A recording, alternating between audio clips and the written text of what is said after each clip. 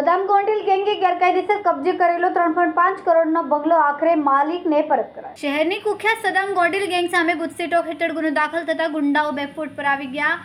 આ ગેંગે 4 વર્ષથી જે 3.5 કરોડની કિંમતના બંગલા પર ગેરકાયદેસર કબજો જમાવ્યો હતો તેની ચાવી ગેંગના સભ્યોએ સામે ચાલીને એસઓજીને સોંપી દીધી છે। ગોરાટ રોડ પર આવેલા અમીર હાઉસના બંગલો નંબર 45ના માલિક ડોક્ટર મોહમ્મદ ઝાકીર અયુબભાઈ મેમણ છે।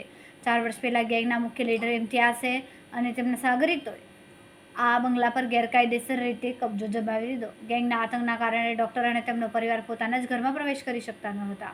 ગુજસીટોકના પગલા બાદ આખરે 4 વર્ષ પછી પીડિત ડોક્ટરે પોતાના બંગલામાં પગ મૂક્યો।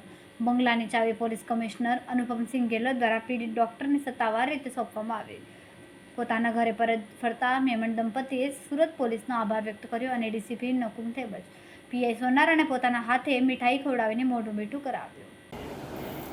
આરોપી જે છે સદ્દામ ગુડીલ ગેંગનો ઇમ્તિયાઝ સદ્દામ અને ઉમર પિલ્લા જે છે એને જો ડૉક્ટર ઝાકીરનું જે ઘર છે એ પચાવી પાડેલું 3 વર્ષ પહેલાં એને 10 કરોડનું એક બિલ્ડિંગ બતાવીને એમાં રોકાણ કરવાનું છે એમ કહી અને 3.70 કરોડના પોતાના બંગલાની જે છે એ રકમ ઉપજશે એવું કહી અને 3.70 પહેલાં બિલ્ડિંગમાં જમા થઈ ગયા। એ રીતે એનું ઘર જે છે ખોટા કબજા રસીદથી પડાવી લીધેલું 3-4 વર્ષથી પોલીસના ધક્કા ખાતો હતો। ત્યારબાદ ઇમ્તિયાઝ સદ્દામ ગેંગ વિરુદ્ધમાં ટોટલ અત્યારે 7 અને અગાઉના 13 એમ ટોટલ 13 ગુનાઓ દાખલ થયા છે। ગુજસીટોક પણ દાખલ થતાં સજ્જાદ કાપડિયા કરીને જે જુગારી છે જેણે આ ઘર ઉપર કબજો કરેલો હતો તે ત્યાંથી ઘર મૂકીને ભાગી ગયો અને જે ચાવી છે ઘરની એ એસઓજીમાં આવીને એને જમા કરાવી દીધી અને કીધું કે ડૉક્ટર ઝાકીર હુસેનને આ પરત કરવામાં આવે।